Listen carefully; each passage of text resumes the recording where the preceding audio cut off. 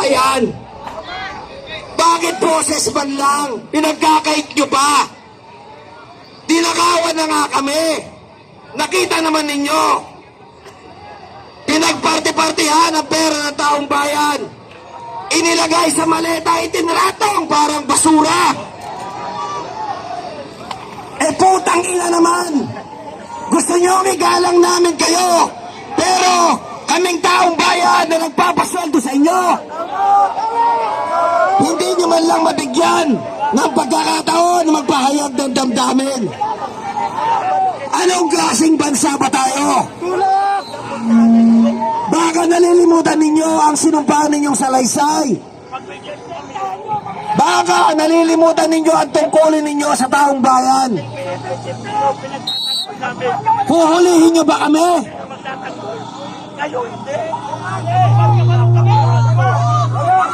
Mga kababayan, papayag pa ba tayong inaapi? Papayag pa ba tayong ginaganito? Ang mga pulis na pinapasaod natin ay siyang nanggigibit sa atin. Papayag kayo? Pinoprotektahan ng mga magnanakaw. Papayag kayo?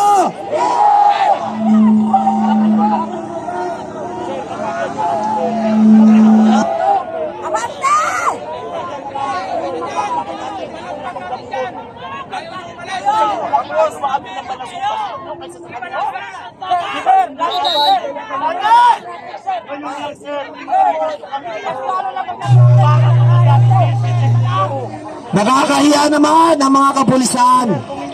Ang gaganda ng inyong mga uniforme at nagkikintaban ng inyong mga estrella.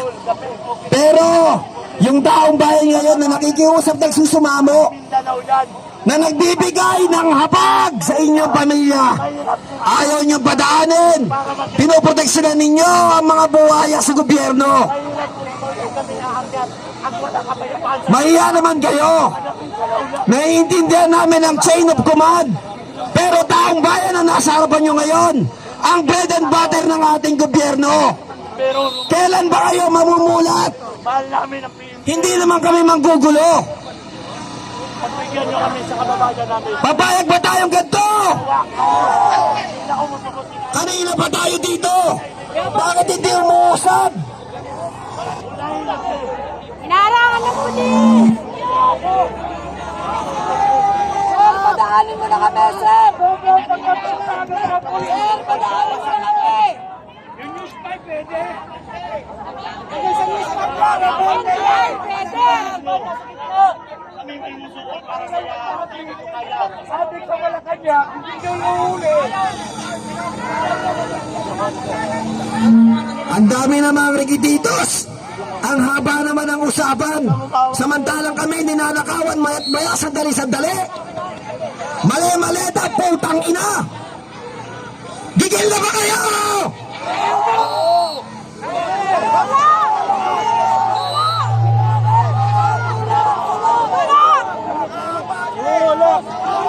Paano kami tatabi? Kayo na nagbabawal sa amin, tumabi kami. Ano, pulis ang pumaharang. Masarap.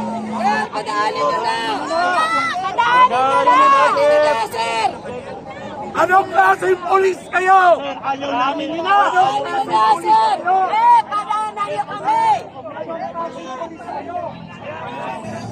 O, sabay-sabay tulak. 1, 2, 3. Tama na yung usapan sa harap.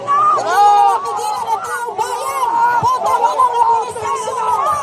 Wala kami dito ngayon. Tulak! Administrasyon mo lang. Puta nila, tulak!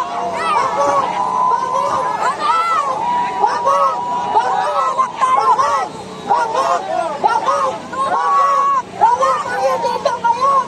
Puta nila, ang administrasyon mo lang. Bakit? Kaya tayo nandito ngayon. Dahil sa administrasyon